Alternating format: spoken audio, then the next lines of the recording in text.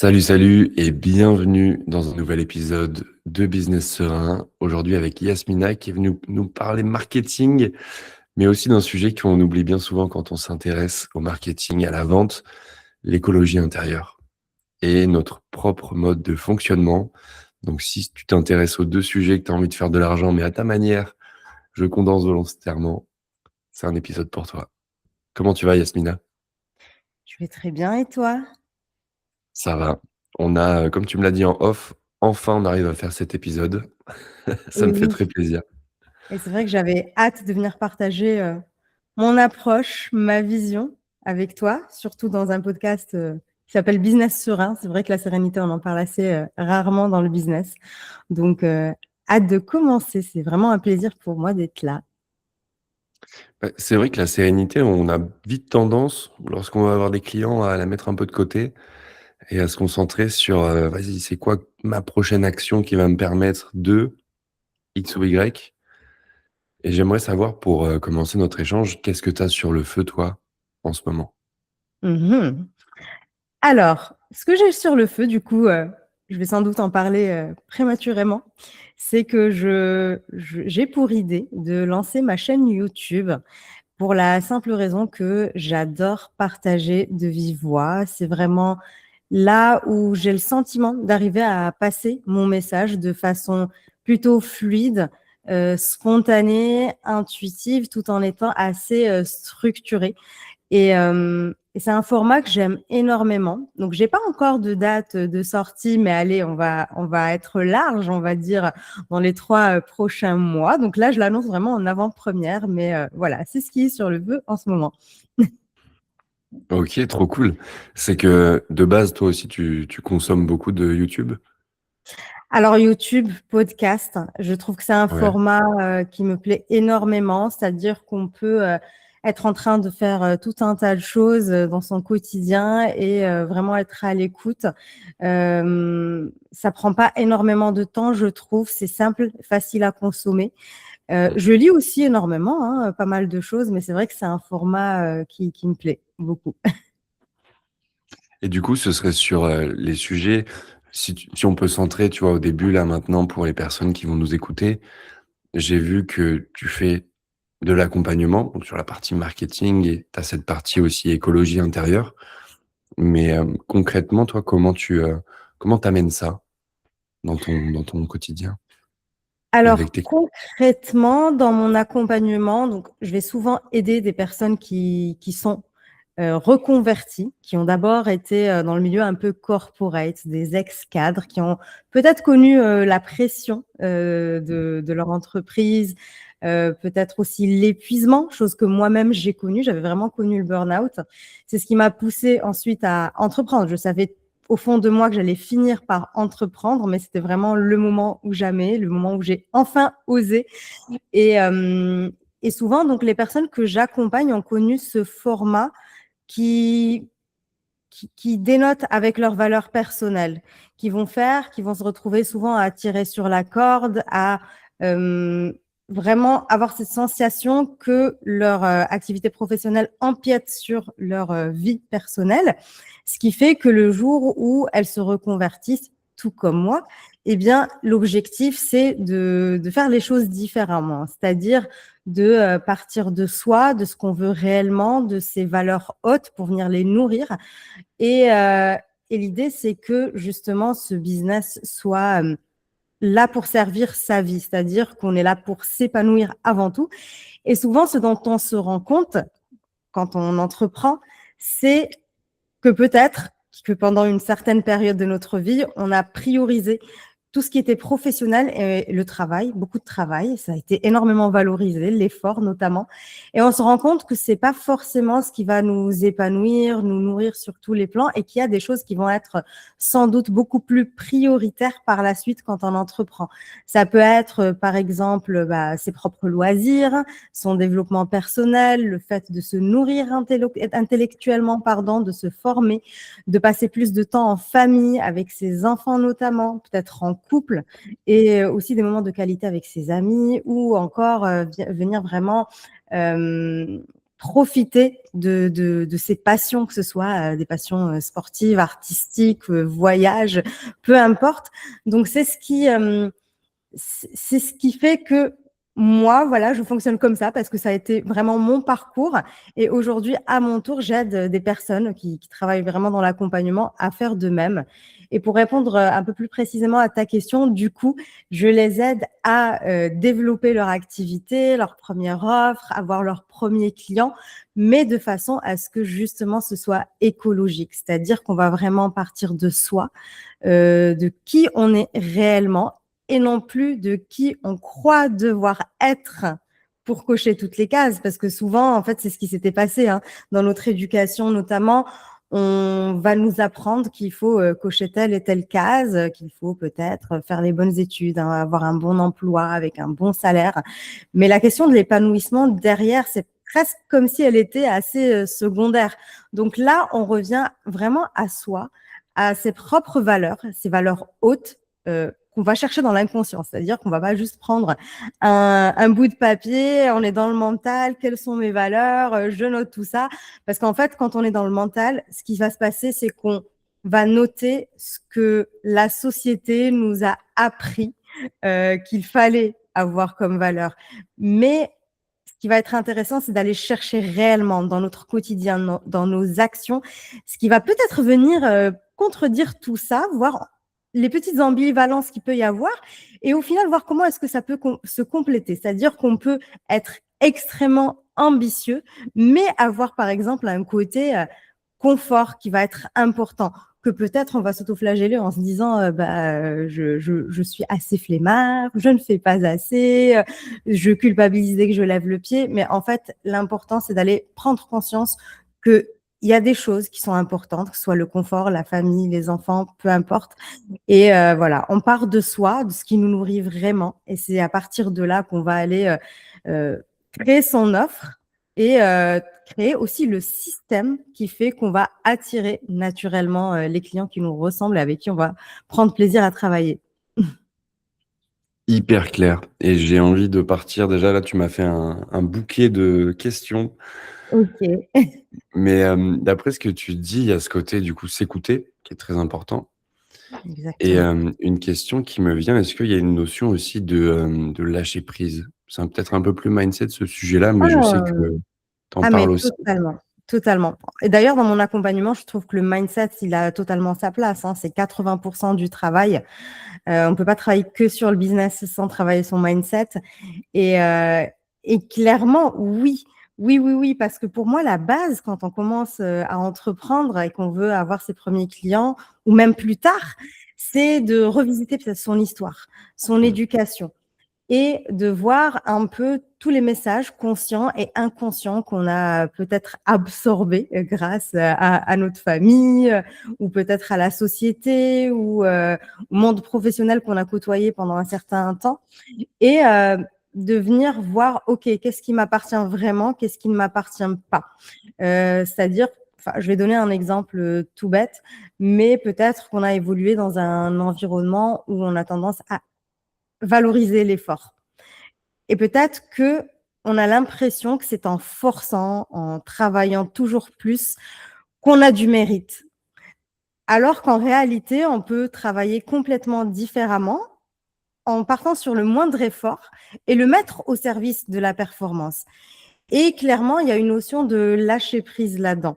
Mmh. Parce qu'on lâche prise par rapport à déjà toutes les croyances qu'on a qui nous ont peut-être servi à un moment, mais qui aujourd'hui représentent un frein dans notre expansion en tant qu'entrepreneur et dans l'expansion de notre entreprise.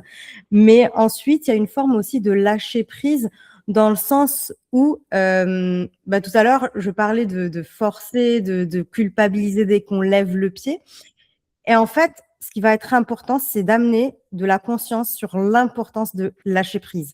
Qu'au contraire, ça ne va pas ralentir son business. Ça peut être une stratégie de croissance à part entière. Et ce qui est important aussi, c'est de savoir ralentir et d'accepter que, en fait, on est fait de deux énergies qui peuvent paraître totalement opposées, le yin et le yang. Euh, et qu'on est dans une société où on a souvent tendance à valoriser le côté yang. Donc, le côté yang, ça va être le côté bâtisseur, celui qui construit, celui qui se dépasse, celui qui va au-delà de ses limites. Donc, on le valorise énormément. Par contre, à partir du moment où on est dans un côté plus yin, c'est-à-dire qu'on va peut-être avoir besoin de plus de douceur, de repli sur soi, de ralentir, on va culpabiliser parce qu'on n'est plus dans le faire. Alors qu'on a besoin quand même d'être dans l'être pour pouvoir faire de la meilleure des façons. Donc vraiment, le business, ça passe déjà par qui on est. C'est une extension de nous-mêmes, de ce pourquoi on est fait, de notre mission de vie qu'on a besoin d'incarner. Et donc, il est important d'accepter ces deux facettes et de se dire que l'une ne va pas sans l'autre, qu'elles sont là pour se compléter. Et souvent, moi, dans mes accompagnements, ce que je vois, c'est clairement des personnes qui vont culpabiliser, comme je disais, dès qu'elles ont l'impression de ne rien faire. Et c'est là où je les invite à se poser la question, quand tu ne fais rien, qu'est-ce que tu fais exactement? Et là, quand on apporte de la conscience, eh bien, on se rend compte qu'on va laisser place à des choses qu'on ne fait pas forcément quand on est dans le côté yang, dans l'action. Et ça va être de la prise de recul, une prise de hauteur qui permet de voir les choses sous un nouvel angle, les choses dans leur ensemble. Ça va être aussi une source de créativité. Donc, en fait, le yin et le yang se complètent et vraiment, ça passe par cette notion de lâcher prise et d'acceptation de ces deux énergies. Et moi, j'ai tendance, pour aller encore plus loin que l'aspect purement mental, à me dire, pour les personnes qui pratiquent peut-être des activités sportives, moi la première, je suis une addicte au yoga. J'en fais depuis peut-être 8 ans maintenant et je suis même allée plus loin, c'est-à-dire qu'à un moment, j'avais l'impression de ne plus progresser, donc je me suis formée au Warrior Yoga, donc j'enseigne 1 heure par semaine à côté de mon activité de coaching. Et donc dans le Warrior Yoga, c'est effectivement très dans le dépassement. Et ce qui est génial, c'est que on va énormément avancer, apprendre. On évolue à vitesse grand V. Mais dans des périodes où je vais être peut-être surbookée au travail, où je vais être énormément dans l'action, je vais aussi avoir besoin de lâcher prise, de lâcher le mental et de revenir vers une pratique beaucoup plus douce, plus introspective, voire méditative. Et c'est là où j'arrive du coup à jongler dans mon quotidien entre ces deux énergies et à accepter de lâcher prise comme vraiment une source de croissance.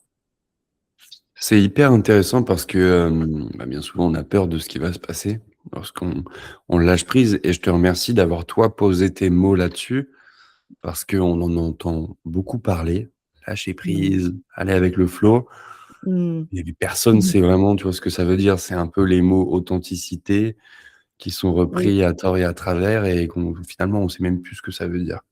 tout à Donc merci. fait. Mais d'ailleurs, voilà, quand tu dis, on est plus tourné dans le futur, peut-être dans les peurs, il y a aussi une autre forme d'équilibre à aller trouver. C'est-à-dire que ce qui va se passer quand on est entrepreneur, c'est qu'on peut vivre beaucoup dans la peur. La peur, je sais pas, de l'échec, de la réussite, du jugement, du regard des autres quand on veut un petit peu s'exposer pour avoir de la visibilité et vendre. Enfin, il y a tellement de peur de passer à l'action, de ce qui pourrait se passer. Et en fait, ce qu'il faut conscientiser, c'est vraiment que cette peur-là, c'est l'émotion qui est liée au futur. Et que du coup, c'est qu'on se projette un peu trop dans l'avenir, qu'on peut peut-être imaginer, alors comment dire ça? C'est-à-dire qu'on peut se faire 10 000 scénarios qui n'ont même pas lieu d'être. Donc, on s'imagine le pire des scénarios, pardon, et sachant qu'il y a peut-être 80% de ce qu'on imagine qui ne se concrétise pas. Et c'est là où je dis qu'il faut aussi aller trouver un certain équilibre entre l'instant présent et le futur. C'est-à-dire que oui, en tant qu'entrepreneur, on a une vision, on a un objectif, on a une mission à accomplir. Et pour ça, en fait, c'est pas en étant vraiment toujours projeté dans l'avenir que ça va se construire, avec bien sûr toutes les peurs, les appréhensions qu'il peut y avoir avec, et qui peuvent faire que des fois, on peut s'auto-saboter. J'aime pas forcément le mot auto-sabotage, mais ce sont ces peurs-là qui vont faire qu'on va peut-être procrastiner, se trouver des prétextes pour ne pas passer à l'action, etc. Mais revenir à l'instant présent, c'est revenir à soi, à ce qui se passe dans son corps, c'est savoir apaiser le tumulte intérieur, lâcher prise, se mettre moins de pression et heu et donc c'est dans le présent qu'on met les choses en place pour construire l'avenir. Donc voilà, pour moi, c'est vraiment important cette notion d'instant présent et de conscience de ce qu'on fait là, aujourd'hui, pour construire, l'après. Mais je te rejoins énormément et je raccroche avec ce que tu disais juste avant, qui est moi, c'est quelque chose, en quoi je crois beaucoup, qui est que c'est pas tant les actions que tu fais qui vont être importantes, mais c'est l'état émotionnel dans lequel tu te trouves lorsque tu fais ces actions. Exactement. C'est exactement ça. Tu pointes du doigt quelque chose dont on parle, très peu, c'est-à-dire qu'on va souvent aller travailler sur, le fait de procrastiner, de laisser pour plus tard, de se trouver, des faux prétextes pour éviter l'action et cetera. Mais en fait, le problème en lui-même, ce n'est pas juste d'éviter l'action, c'est vraiment le fait de ne pas se sentir en capacité de gérer son émotion ou ses émotions à l'instant T. Et quand on arrive à revenir à soi, à ce qui se passe dans son corps, parce qu'au final, l'émotion, c'est quoi? C'est une expérience physique, une expérience corporelle. Donc, voir un petit peu ce qui se passe. Peut-être que j'ai la gorge qui se noue, le ventre qui, je sais pas, voilà, on a des petites douleurs, je sais pas, le corps qui se crispe. Mais revenir à soi, à ses ressentis, c'est aussi s'interroger, OK, qu'est-ce qui se passe en moi? Pourquoi? Quel message est-ce que ce ressenti veut me faire passer? Et qu'est-ce que je peux mettre en place face à ça? Et à partir du moment où on gère son émotion, eh bien, on arrive plus facilement à mettre les bonnes actions en place. Et il y a, alors maintenant qu'on a vraiment posé des bonnes bases, moi j'aimerais beaucoup savoir du coup ta notion et ta vision de la vente. Parce que la vente, c'est Mmh. justement quelque chose où on peut avoir la gorge qui se serre un petit peu, les mains qui deviennent un peu moites, tu sais? Très subtil, Mmh. mais quand tu prêtes attention à ça, tu te rends compte que ça réveille des émotions, peut-être des prévisions, comme tu en parlais juste avant. Exactement. Eh bien, c'est intéressant là ce que tu me demandes. Je vais t'expliquer un petit peu mon historique aussi, mon parcours. C'est-à-dire que moi, donc, comme je te disais avant, j'étais cadre. J'avais travaillé et avec la grande distribution et avec la répartition pharmaceutique. Donc, ma première expérience, c'était la grande distribution juste après les études. C'est un monde de requins. C'est vraiment du one shot. On y va, on vend, tout le monde est là pour ça. Donc, vraiment, ça se jouait beaucoup au niveau des objectifs, du passage à l'action. On y va, on se pose pas de questions. Puis ensuite, j'ai travaillé dans la répartition pharmaceutique où c'était quand même beaucoup plus humain, mais il y avait quand même cette notion de négociation commerciale. Donc, quelque part, j'avais toujours eu ces compétences-là en termes de technique de vente. Je n'avais jamais encore eu de soucis, on va dire, de frein mindset à ce niveau-là, jusqu'au jour où je me suis mise à mon compte, bizarrement. Pourtant, j'étais sûre de moi, je sais faire, j'ai de l'expérience, plus de 10 ans d'expérience, etc. Et au final, gros blocage mindset au moment où je commence à faire mes premières ventes, surtout sur du high ticket, parce que quand c'était du low ticket, au démarrage, ça allait, mais très rapidement, je voulais quand même vendre mes coachings. Hem et du coup, c'est vrai que comme beaucoup d'entrepreneurs, on peut avoir ces réticences, ces peurs qui font que, bah, on n'a pas envie de déranger, on n'a pas envie de se faire rejeter. On veut pas forcer la vente, on veut pas passer pour un marchand de tapis. Et bizarrement, j'ai ressenti ça, alors que je l'avais jamais ressenti auparavant, parce que cette fois-ci, c'était pour moi. Mmh. C'était pour mon compte et non pas pour le compte d'un employeur. Et et je pense que j'avais l'impression d'avoir une sorte d'enjeu qui me mettait aussi une forme de pression. C'est-à-dire, j'ai des objectifs, j'ai envie de les atteindre et il faut absolument conclure la vente. Et ensuite, pour la petite histoire, quand j'ai démarré, j'ai fait 10 appels découvertes, 0 vente. Et là, je me dis: «Non, non, non, on va revenir aux bases. Qu'est-ce qui se passe?»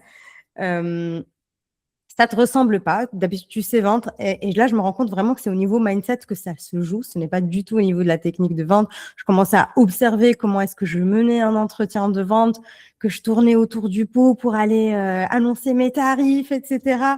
Et là bon, donc j'ai travaillé sur mon mindset et à mon tour aujourd'hui, c'est aussi ce sur quoi j'aide mes clients et c'est vrai qu'à partir du moment où on remet de l'humain, pour moi, c'est vraiment la clé. Remettre de l'humain dans la vente, c'est là où ça change tout.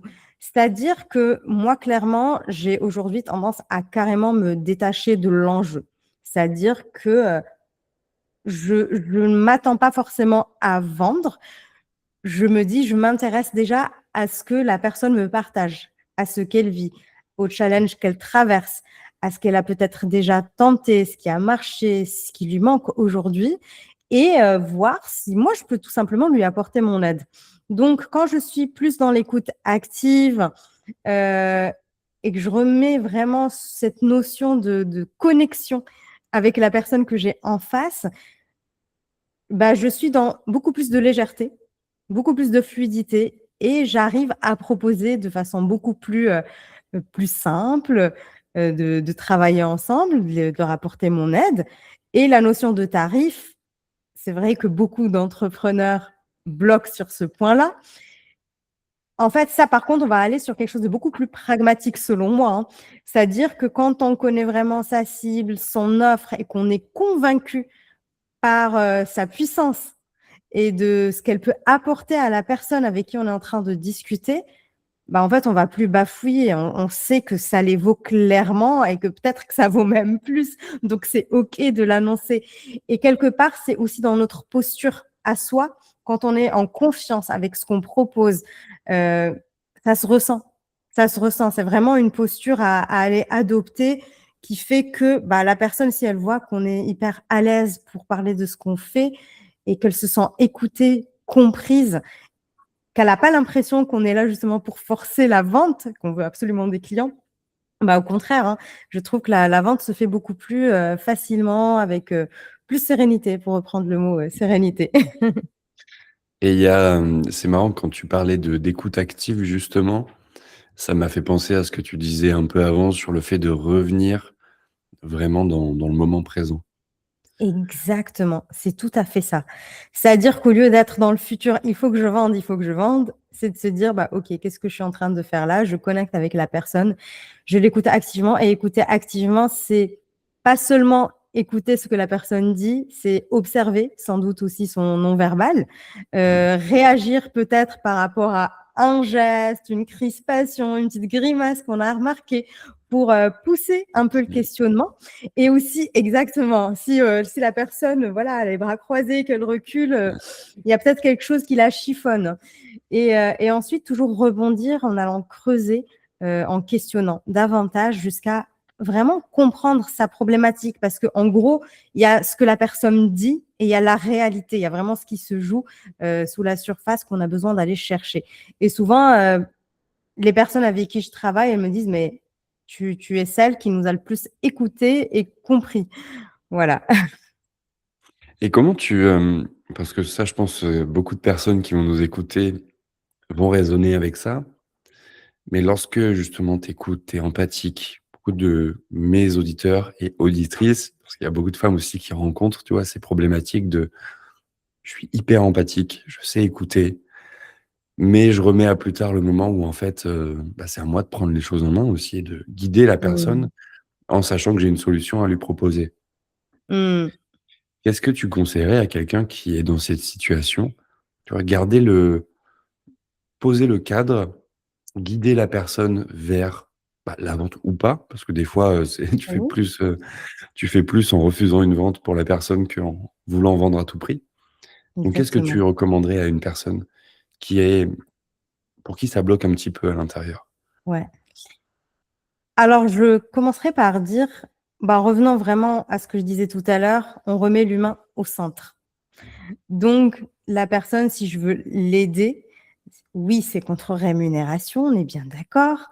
Mais pour moi, cette notion de de tarif que la personne est prête à payer, elle va être importante dans le sens où c'est ce qui va donner de la valeur à ma mission de vie, à ce que je vais lui apporter.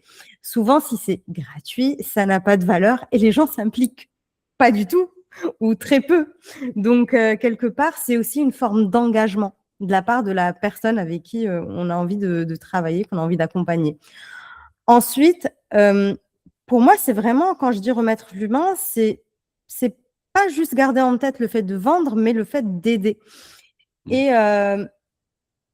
la formule, je dirais, magique que moi j'ai trouvée, enfin, magique, celle qui a fait que je suis extrêmement à l'aise et que je recommande toujours aux clients que j'accompagne, c'est de s'assurer, quand on connaît parfaitement bien sa cible et qu'on est confiant par rapport à son offre, donc on s'assure que la personne qu'on a envie d'aider est là, la problématique pour laquelle je peux l'aider. Donc ça, c'est la première chose. La deuxième chose, c'est est-ce qu'elle veut résoudre son problème? Parce que ça peut arriver aussi. On ne peut pas non plus être sauveur et aller voir toutes les personnes qui ont notre problématique et les aider coûte que coûte alors qu'elles n'ont pas envie. Il y a des personnes, elles n'ont pas envie. Peut-être qu'il y a des avantages secondaires qui font que elles restent dans leur problématique et c'est OK.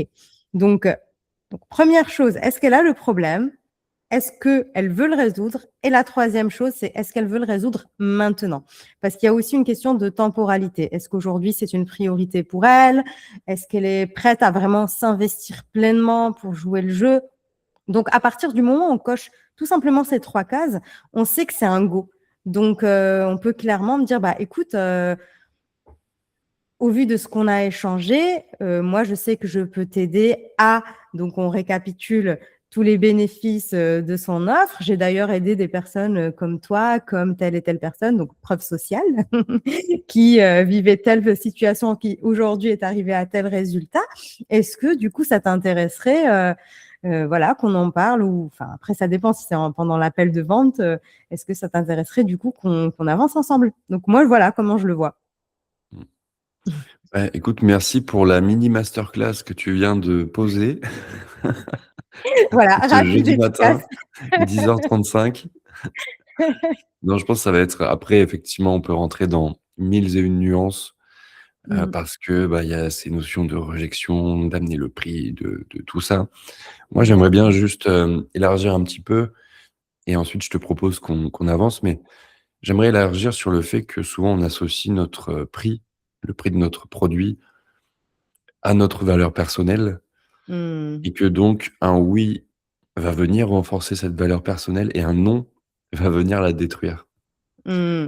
Est-ce que toi, c'est, une situation que tu as peut-être connue lorsque tu parlais des 10 appels de vente qui ont pas été concluants? Alors au tout démarrage, je l'ai connu et donc il y a à peu près 4 ans maintenant, je ne sais plus où j'en suis. Donc peut-être au tout démarrage où j'avais l'impression souvent qu'un non, c'était contre moi ou quelqu'un qui… parce qu'au démarrage, j'avais commencé par des ateliers, aussi, pas seulement du coaching, high ticket. Une personne qui s'engage pour finalement se désister, je pensais aussi que c'était contre moi et finalement, je me suis dit: «Bah non, en fait, il y a mon entreprise, mon offre, c'est une entité à part et puis il y a moi». Donc l'idée, c'est d'arrêter de confondre les 2. D'un côté, je peux dire que mon entreprise est une extension de qui je suis parce que, quand on est entrepreneur et normalement, on a beaucoup travaillé aussi à la conscience et à la connaissance de soi. Donc on est connecté à sa mission de vie. Moi, je travaille beaucoup avec tout ce qui est numérologie, énéagramme, etc. Et je reste convaincue que ce que je fais aujourd'hui, c'est clairement une mission pour laquelle je suis née et que je me dois d'incarner. Donc, quand on part de soi, qu'on se connaît, on sait qu'on est à sa place, déjà. Après, l'idée est de se dire, OK, mais par contre, je ne suis pas mon entreprise, je ne suis pas mon offre. Et quand une personne dit non, elle ne dit pas forcément non à nous en tant qu'entrepreneurs. Il peut y avoir des multitudes de raisons qui font qu'elle refuse l'offre. Et même si on pose la question, souvent la vraie réponse n'est pas celle qui est annoncée. Je vais donner un exemple. Je ne sais pas si ça te parle, Florence, ce que je raconte, Je mais t'écoute. je vais donner un exemple, c'est-à-dire que, alors il y a beaucoup de gens qui vont dire non, pour l'instant, je n'ai pas le budget. C'est juste une façon polie de décliner une proposition. Parce que souvent, on va voir que ce budget-là, il est peut-être mis ailleurs. Je ne sais pas, ça peut être dans des voyages, dans un autre coaching, je ne sais pas. Donc, c'est souvent juste une façon polie de décliner. Ou ensuite, ça peut être autre chose, c'est-à-dire que ce n'est peut-être pas le bon moment pour moi. Mais l'idée, souvent, moi, ce qui m'est arrivé, c'est d'aller creuser derrière. C'est-à-dire que j'ai eu des personnes qui m'ont dit non à un accompagnement. Et la personne m'avait d'abord parlé d'une histoire de budget pour finalement m'annoncer qu'elle travaillait avec quelqu'un d'autre. C'est OK. Parce que quelque part, ce n'est pas la valeur de la personne ou de l'offre qu'on choisit, c'est aussi une énergie. Tout à l'heure, on parlait du yin et du yang, mais c'est bien au-delà de ça. Hein. On peut en parler pendant des heures. Une énergie, des valeurs qu'on incarne, etc. Et si je reviens à cet exemple de cette fille-là, donc quand je lui ai posé la question par curiosité, etc., elle m'a dit oui. Bon, elle m'a sorti des petits arguments qui ont fait qu'elle a choisi une coach plus autre que moi. Et à un moment, bah, moi, je me fie énormément quand même à mon intuition. Il y a ce qui est dit et il y a ce que je ressens. Donc, entre ce qu'on me dit, des fois, ça peut ne pas résonner. Je peux sentir que ça sonne pas vrai. Donc, je me suis permise de lui dire, écoute, moi, j'ai un ressenti que j'aimerais bien te partager. Dis-moi si je me trompe. J'ai l'impression que tu as eu peur, que peut-être tu t'es dit, avec Yasmina, je vais avoir besoin de trop m'impliquer, de mettre trop d'efforts, de passer beaucoup à l'action parce qu'elle envoie une énergie. Enfin, quand tu m'entends parler, je suis plutôt enthousiaste, dynamique. J'ai une énergie plutôt haute, alors qu'il y a des gens qui vont être dans une énergie beaucoup plus douce, beaucoup plus tranquille. Et elle me dit, mais en fait, c'est exactement ça. Je n'ai pas su mettre les mots, je n'ai pas su comment te le dire, mais c'est exactement ça, j'ai eu peur. Mais du coup, la peur, ce n'était pas par rapport à moi ou la valeur de mon offre, c'était par rapport à sa propre capacité d'y arriver. Donc voilà, tout ça pour dire, non, la valeur de l'offre et notre propre valeur, ça n'a rien à voir. Il faut savoir un petit peu distinguer, il peut y avoir 10 000 facteurs qui font que les gens disent non, et c'est OK. C'est exactement une des questions que j'avais il y a quelques minutes sur le côté croire en sa propre capacité à y arriver, justement. Et c'est Exact. et l'histoire que tu viens de partager, ça me parle parce que moi, et c'est une situation que j'ai rencontrée pour moi-même, où quand je lançais mon premier accompagnement, une personne qui me disait qu'elle avait déjà un accompagnement, je me disais: «Ah bah, du coup, c'est mort». Et en parlant à l'époque, j'étais dans un mastermind et en parlant avec une personne du mastermind, elle m'a dit: «Mais est-ce que c'est mort ou est-ce que ça te montre juste que la personne investit déjà de l'argent pour résoudre son problème?» Mmh. Tu vois comment tu changes de perspective et là, du coup, ça me donnait encore plus de motivation en sachant que la personne, elle était vraiment investie dans sa transformation. Que ça se fasse après ou pas, c'est une autre question. Exactement.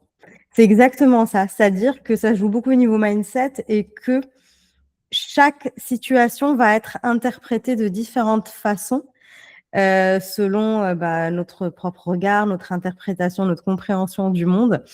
Et on peut aussi switcher de point de vue.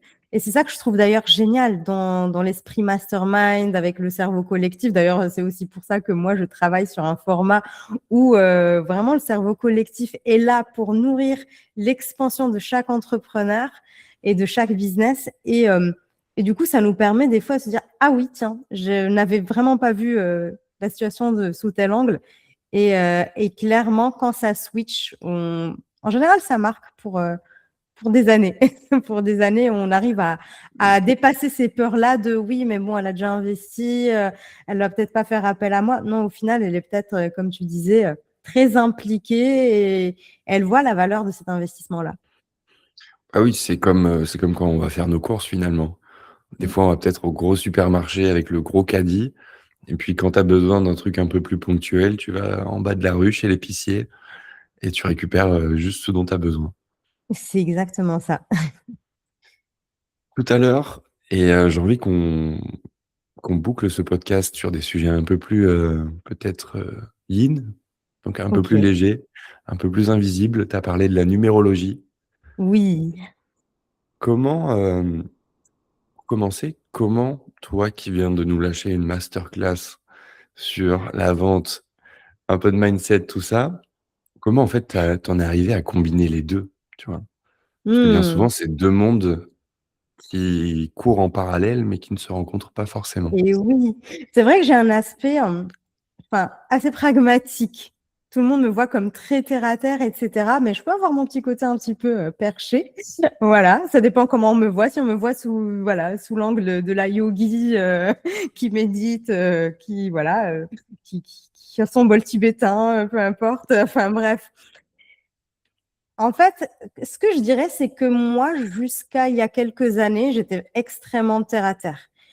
Et à partir du moment où je me suis reconvertie, je me suis ouverte à un monde, que je ne connaissais mais pas du tout. Et ce qui me semblait important en me formant au coaching, c'est d'avoir cette approche holistique. C'est-à-dire qu'on se résume peut-être pas qu'à un mental, à, des choses, stratégiques et cetera. Il y a une autre part de nous, peut-être un petit peu plus, émotionnelle, spirituelle, peu importe, qui mérite d'être explorée et qui est au service, au final, de la personne qu'on est et de notre entreprise.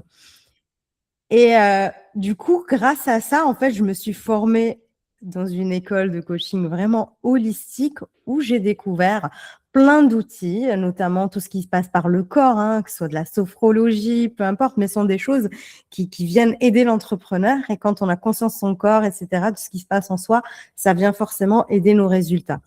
Et parmi donc les formations qu'on avait, c'était, on va dire, une initiation à la numérologie. J'avoue que je suis arrivée avec plein d'a priori.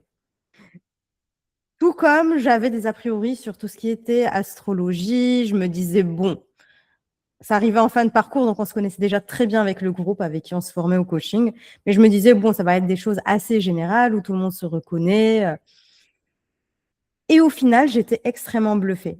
Mais vraiment, parce que du coup, je disais: «On se connaît énormément» et tout ce qui ressortait de la numérologie de chaque personne était d'une précision extrême. Ça tombait tellement juste que là, j'ai eu l'impression de me prendre une vraie claque et j'ai eu envie d'approfondir le sujet. Donc, je me suis vraiment intéressée à la numérologie. Je me suis formée de façon un peu plus pointue et pour moi, c'est un outil de connaissance de soi à part entière. Moi, c'est mon chouchou avec l'énéagramme. Et souvent, quand on connaît vraiment tous ces outils de connaissance de soi, il y a plein de choses qui se regroupent. Et, heu, et pour moi, ouais, ça montre vraiment le potentiel d'une personne, ses capacités, ses forces innées.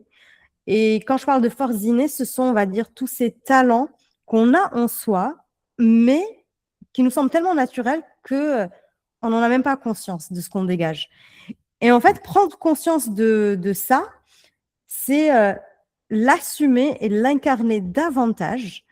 Et c'est ce qui fait aussi que les gens nous choisissent. Ils nous choisissent pour vraiment nos valeurs, ce qu'on incarne, nos forces qui nous semblent tellement naturelles que quelque part, on est leur modèle d'après. En fait, ils investissent chez la personne qui représente qui ils veulent être par la suite. Elle y est arrivée, donc elle va m'aider à y arriver. Et ouais, c'est comme si on complétait quelque chose chez les personnes qu'on accompagne. Et la numérologie, aujourd'hui, elle me guide clairement. En fait, dans la numérologie, il y a des choses qui ne bougent pas, qui sont vraiment liées à notre personnalité. Et puis, il y a des énergies qui vont bouger d'une année à l'autre, d'un trimestre à l'autre. Et pour moi, c'est vraiment un guide. Donc, tous les ans, je sais que moi, je fais mon point et que ça a toujours tombé de façon très juste. C'est-à-dire que l'année où je devais être dans le changement, c'était une année personnelle en 5. C'était l'année où j'ai quitté l'entreprise dans laquelle j'étais, j'ai pris ma formation en coaching, je me suis reconvertie, j'ai créé mon entreprise. L'année, on va dire 7, celle qui était l'année en gros de la création de l'expression vraiment de qui on est, c'est vraiment l'année où j'ai créé mon offre phare. Et après, l'année 8, c'est l'année vraiment purement stratégique où on récolte les fruits de ce qu'on a semé. Moi, c'est vraiment l'année où j'ai bossé sur mon marketing de façon beaucoup plus poussée. Donc, clairement, ça tombait assez juste à chaque fois sans que je sois pour autant influencée.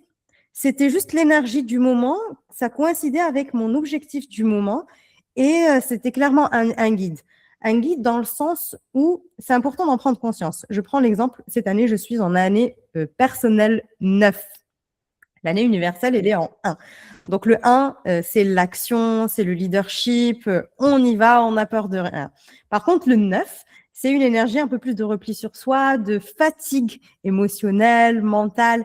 Donc moi, je prends ça comme guide en me disant, cette année, mon énergie, elle est précieuse. Je vais y apporter une attention particulière. Je vais mettre des choses en place en amont. C'est-à-dire que je suis allée commencer l'année par une retraite de yoga.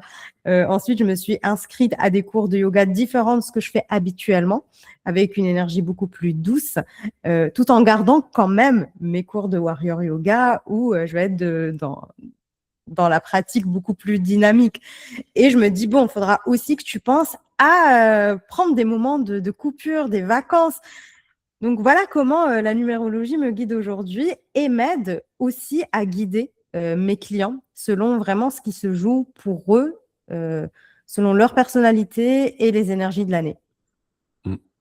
Et toi qui as tu l'as dit tout à l'heure et je pense qu'au bout là de 45-50 minutes, on l'a tous et toutes vu, toi qui as une énergie assez haute, qui parle de sujets comme le marketing, tout ça, lorsque tu introduis ce sujet auprès de tes clients, comment est-ce que c'est reçu? Est-ce que c'est reçu comme toi tu l'as reçu lors de ta formation en mode oh, allez. Alors pas du tout. En fait, mes clients, alors c'est que je dois bien cibler, justement, ça leur parle. Et même, je dirais que c'est ce qui les appelle. Ils voient ça comme plutôt différenciant de personnalisé, c'est-à-dire que je les accompagne selon leur unicité, selon leur propre force, selon ce qui est juste pour eux. Je n'ai pas une méthode pas à pas que n'importe quel client va accomplir, suivre bêtement sans réfléchir. On part vraiment de la personne. Bien sûr, je valide avec elle. Voilà ce qui ressort de ton énéagramme, voilà ce qui ressort de ta numérologie. Est-ce que ça te parle? Et ça me dit plein de choses. Oui, sur leur force, ce qui est inné, ce qui est naturel, mais aussi sur peut-être leurs croyances, leurs peurs. Et du coup, tout ce qu'on va construire ensuite est basé sur qui ils sont de façon vraiment intrinsèque. Et au contraire, c'est ce qui leur parle. Vraiment. Moi, j'étais très agréablement surprise par l'ouverture d'esprit des personnes que j'accompagne parce que moi-même, à l'époque, j'étais quand même plutôt fermée à ça. Et aujourd'hui, je me rends compte que c'est quand même quelque chose qui se démocratise et qui parle à des personnes qui ont l'air très pragmatiques et qui finalement sont plutôt spirituelles et ouvertes à des pratiques assez surprenantes, je dirais. C'est hyper intéressant que tu en aies parlé, je te remercie. Parce qu'effectivement, moi je crois, et on avait eu une numérologue sur le podcast, Oui, et j'ai écouté et je l'épisode. crois, l'épisode avec Gwen, Mmh. c'était un sujet qui était hyper intéressant, hyper profond. Et on parlait justement avec elle du fait que c'est important aussi de pas toujours se cacher, tu vois, derrière, ah tiens, j'ai un chiffre 3, donc Mmh. ça veut dire ça de moi, donc ça veut dire que je dois faire ça. Ah, je suis totalement d'accord. En fait, tout ne doit pas non plus devenir une excuse. C'est-à-dire, Mmh. je vais pas dire, je suis en année 9, donc je suis fatiguée, je ne fais rien. Non, ça ne marche pas comme ça. C'est, plutôt, ouais, comment prendre ces énergies-là, garder son objectif en tête et faire en sorte d'y arriver, en gardant un plan d'action qui soit en adéquation avec ce qui se joue en ce moment. Et après, clairement, surtout dans l'entrepreneuriat, où le syndrome de l'imposteur est quand même plutôt très répandu, quel que soit le stade business où on se trouve, hein, parce que des fois, dès qu'on passe certains stades, certains challenges, il y a toujours cette petite voix qui peut venir des fois nous faire douter de notre capacité à réussir. Bah, je trouve que des outils comme la numérologie et l'énéagramme notamment peuvent au contraire venir nous rassurer et nous dire mais non, tu es clairement à ta place. Tout n'est pas facile. Alors, en plus, quand je dis que oui, c'est pas parce que on a un chemin de vie, une mission à accomplir que ça va être forcément extrêmement facile. Et pour la petite histoire, moi, quand je m'étais lancée dans l'entrepreneuriat, c'était un monde complètement inconnu. Je ne savais pas si j'allais y arriver. Et beaucoup de personnes me demandaient, est-ce que tu n'as pas peur? Je disais, mais oui, il y a des peurs, mais j'avance malgré ça, mais j'ai la certitude d'être à ma place. Par contre, là où je vais avoir peut-être des doutes, c'est sur le comment. Comment y arriver? C'est sur le chemin. Par contre, la destination, je la connais, j'en suis certaine. Et à partir du moment où on a cette détermination, parce que on a les nombres, on a tout ce qui touche à notre personnalité qui vient vraiment nous le confirmer, bah, on garde cette foi et cet élan pour avancer malgré les peurs, malgré les doutes. Et je dirais que la numérologie est assez précieuse aussi dans le sens où, OK, on a une destination, une mission à accomplir, mais elle met aussi en lumière les quelques défis à aller relever pour arriver à cette mission de vie-là. Et à partir du moment où on met de la conscience sur, OK, par exemple, moi, j'ai ce qu'on appelle un triangle fondamental. J'ai énormément de 8 dans ma numérologie. Donc, le 8, ça va être l'ambition, la carrière, mais aussi le guide. C'est aussi le constructeur, le bâtisseur. Donc, clairement, je suis à ma place. Mais je sais que pour arriver à cette mission de vie, mes défis, ça va être notamment la communication, l'expression. Ça paraît peut-être logique quand on a une entreprise de communiquer, de se faire connaître, mais je sais que c'est tout particulièrement vrai pour moi parce que même la numérologie vient le confirmer. Et la structure aussi pour moi. C'est la structure, le cadre et la communication. Et c'est exactement ce sur quoi j'ai travaillé depuis quelques années. Donc, c'est Bah, précieux. c'est hyper intéressant lorsque, alors numérologie ou pas, mais Mmh. lorsque tu fais l'inventaire, on va dire, de différentes expériences que tu peux avoir dans ton parcours, de voir qu'en fait, il y a un fil directeur qui peut être, vu, que souvent, bah, dans la vie quotidienne, on voit pas forcément parce qu'on pense au futur Mmh. et on oublie aussi de revenir dans le présent. Mais ça me parle beaucoup ce que tu viens de dire parce que, je pense que c'est un vrai truc. Ah oui, totalement. Et j'ai une question pour toi de l'invitée précédente qui était Mmh mh. Céline OK. et sa question, concernait la responsabilité dans notre vie quotidienne. Mmh.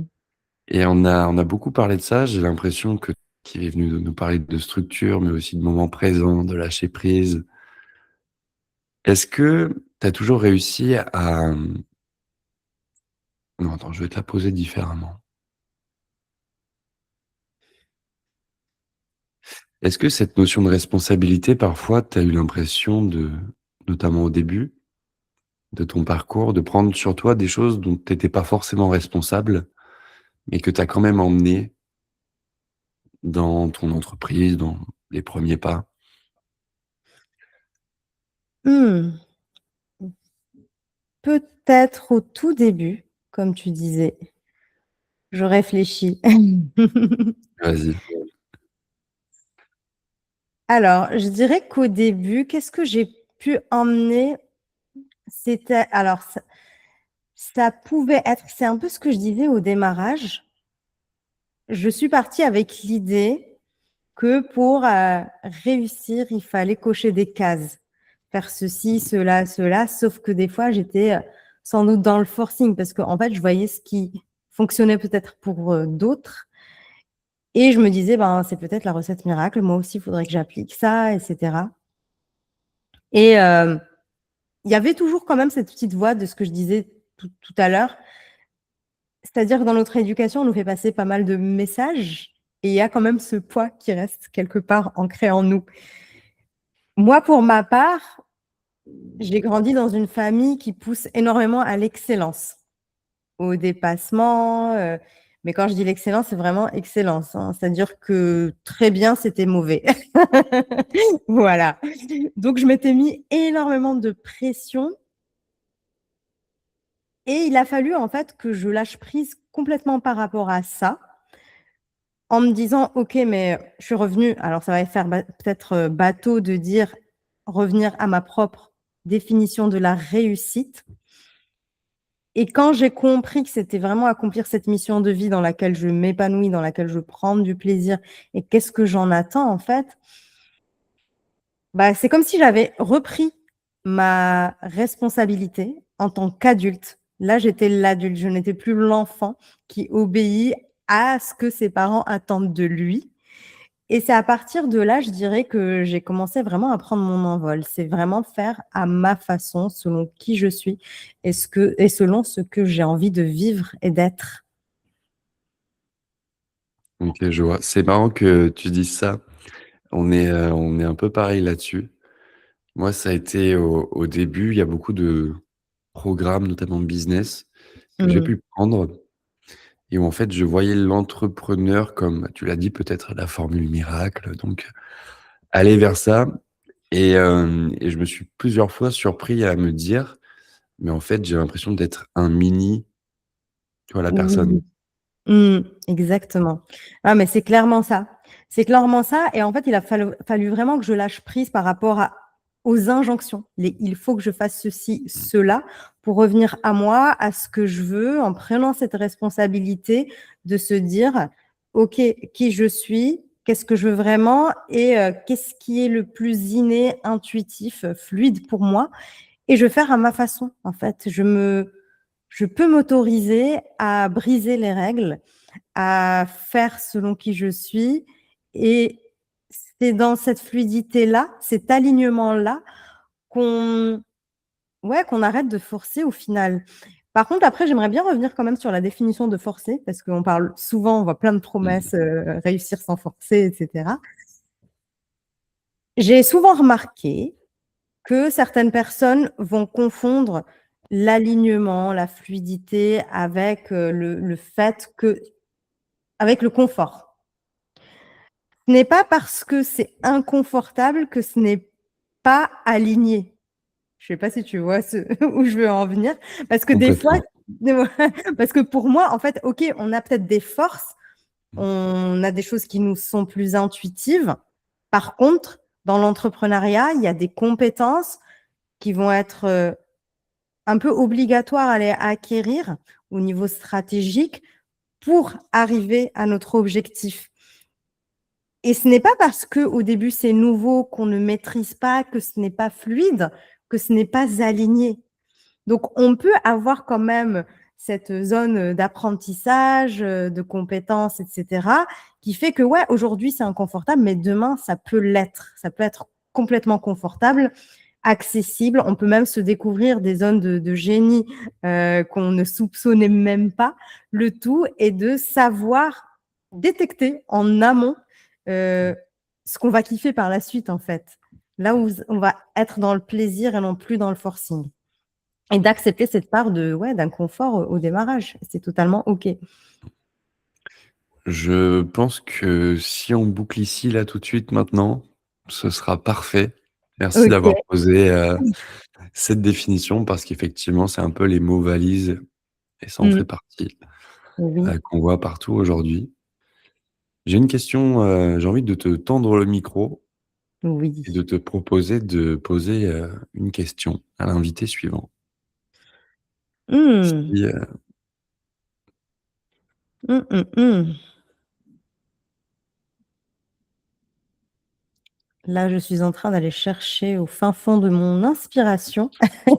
vas-y, le temps que, tu ailles reconnecter à ça, je fais Oui. une petite parenthèse pour, toi qui nous écoutes, que tu sois sur YouTube. Si tu es sur YouTube, tiens d'ailleurs, mets-nous en commentaire si tu dois retenir un seul truc de cet épisode. Ce qui t'a le plus, peut-être touché, peut-être marqué, peut-être inspiré, pour qu'on ait un peu de retour et qu'on sache, ce qui vous parle et tu peux liker la vidéo aussi, ça mange pas de pain. Je te remercie. Alors je dirais, pour la personne qui, passera après moi, quel a été le moment ou l'expérience la plus challengeante, mais qui au final a été le truc le plus game changer pour la suite? Ok, ce sera transmis. Super. Je te remercie infiniment pour tout ce que tu es venu partager aujourd'hui. Où est-ce Merci qu'on à va toi. si on veut avoir un peu plus de Yasmina dans son quotidien? Eh bien, tout simplement sur Instagram, on peut m'écrire un petit mot pour me dire qu'on m'a découvert et écouté sur, le podcast Business Serein. Moi, j'adore connecter avec les gens, j'aime discuter, les connaître et cetera, voir un petit peu ce qu'ils vivent en ce moment. Donc, Instagram Yasmina-Chkili. Ça marche, ce sera en description. Et à toi qui nous écoutes, je te dis à la semaine prochaine. Ciao, ciao.